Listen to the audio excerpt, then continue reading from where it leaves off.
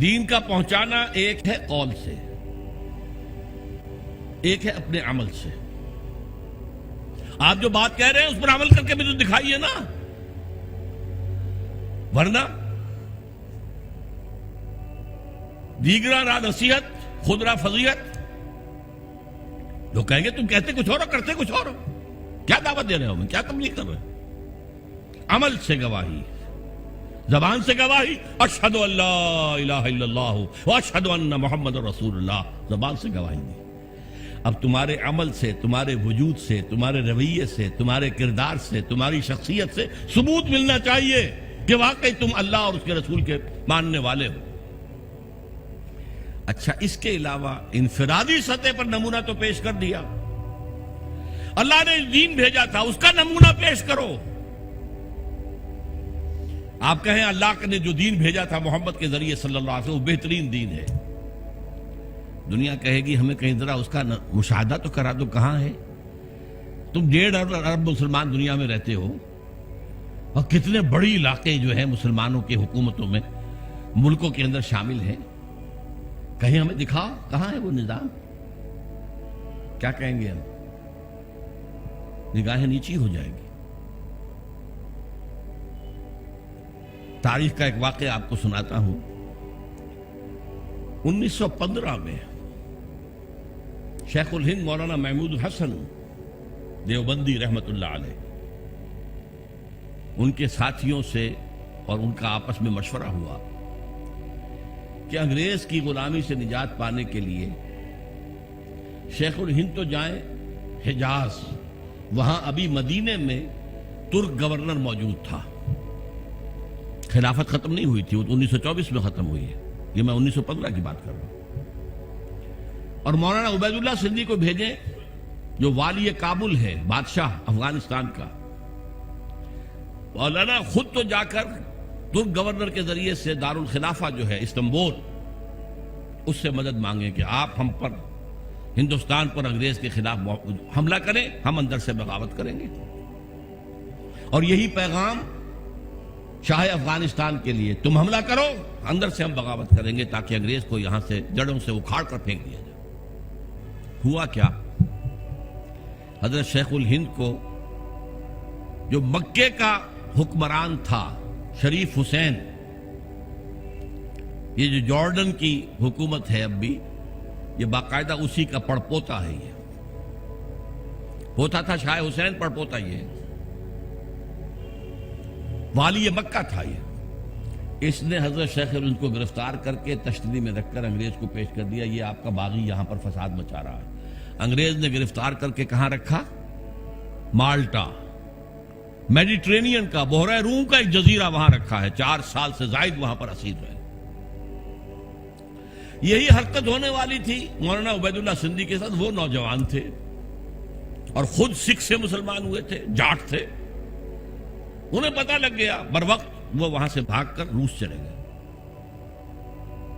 روس میں ابھی 1917 کا انقلاب آیا تھا، ابھی نظام نہیں بنا تھا ان کا، بادشاہی نظام ختم ہو گیا، زار کا نظام ختم ہو گیا، ابھی کمیونزم کا اپنا نظام قائم نہیں ہوا۔ انہوں نے سوچا اگر میں لینن سے ملاقات کر کے، جسے آپ انگریزی میں کہتے ہیں every thing is in the melting پاٹ، ابھی تو ہر چیز جو ہے وہ گویا کہ پگھلی ہوئی ہے، اس پگھلی ہوئی شے سے جو چاہے چیز بنا لیں آپ، کسی سانچے میں ڈال دیں۔ تو اگر ان کو بتا دیا جائے اسلام کا نظام تمہارے نظام سے بہتر ہے تو اس کو اختیار کر لیں گے۔ لینن سے ریکویسٹ کی، انٹرویو کی، اس نے معذرت کر لی، وہ بیمار تھا، بستر مرگ پر تھا۔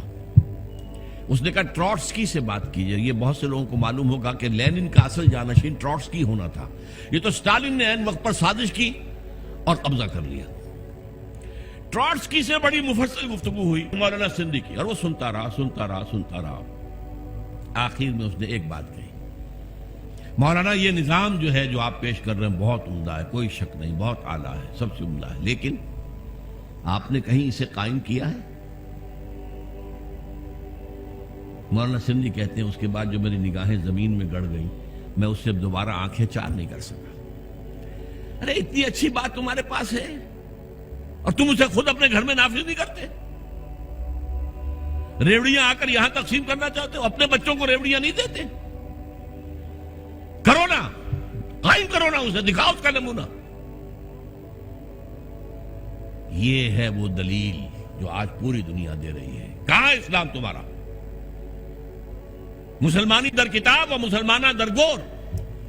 مسلمانی کتاب میں لکھی ہوئی ہے, یہ پڑھ لیجئے, قرآن میں ہے, حدیث میں ہے, فلاں میں ہے, سیرت میں ہے, خلافت راشدہ میں ہے. بھائی ٹھیک ہے, 1400 برس پرانی بات ہوئی, آج دکھاؤ.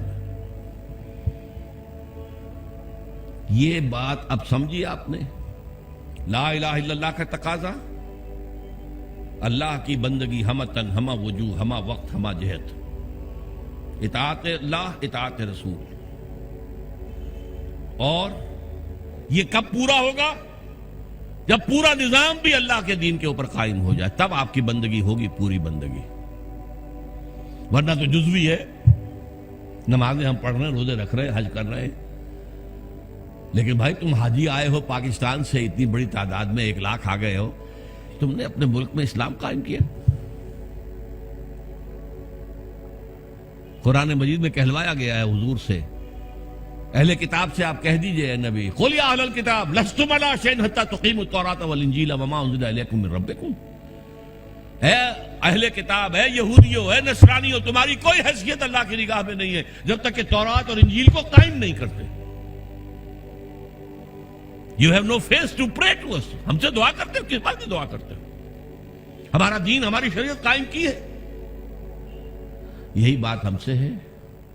یا اہل القرآن لستم علی شیء حتی تقیموا القرآن وما انزل الیکم من ربکم. اے قرآن والو, قرآن پہ ایمان رکھنے کے دعوے دارو, تمہاری کوئی حیثیت نہیں ہم سے بات کرنے کی جب تک کہ قرآن کو, اس کے نظام کو, اس کے قوانین کو, اور قرآن کے ساتھ اور جو نازل کیا گیا وہی خفی ہے, جو حدیث نبوی ہے وہ وہی خفی ہے, اس کو جب تک قائم نہیں کرتے تمہاری کوئی حیثیت نہیں. پہلی بات یہ ہو گئی. یہ عبادت مکمل کب ہوگی؟ جب پورا نظام اللہ کے قانون پر قائم ہو جائے. محمد الرسول اللہ کا تقاضا کیا ہے؟ دین کی دعوت, دین کی تبلیغ, قول سے, عمل سے, انفرادی سطح پر, اجتماعی سطح پر. یہ اسی وقت حق ادا ہوگا جب آپ اسلام کا نظام قائم کر کے دنیا کو دکھا دیں اور آپ کہہ سکیں come and see with your own eyes, آؤ مشرق کے لوگوں آؤ, مغرب کے لوگوں آؤ, اے جاپانیوں آؤ, اے امریکیوں آؤ, دیکھو یہ نظام ہے محمد کا لایا ہوا صلی اللہ علیہ وسلم. See it with your own eyes. اس سے بہتر نظام کوئی ہو سکتا ہے؟ بتاؤ. یہاں کوئی ریپریشن ہے, کوئی جبر ہے, یہاں کوئی ایکسپلائٹیشن ہے, یہاں کوئی امیر غریب کا خون چوس رہا ہے, یہاں کوئی بھوک کے مارے خودکشی کر رہا ہے؟ آپ دیکھو نا, ایک ایک شہری کی بنیادی ضروریات کی کفالت ہم کر رہے ہیں, ایک ایک کی. یہ نظام خلافت ہے, قائم کر کے دکھاؤ نا. پھر دنیا نہ مانے تو وہ مجرم, اور تم قائم کر کے نہیں دکھا سکتے تو پھر تم مجرم ہو, دنیا کیا مانے گی؟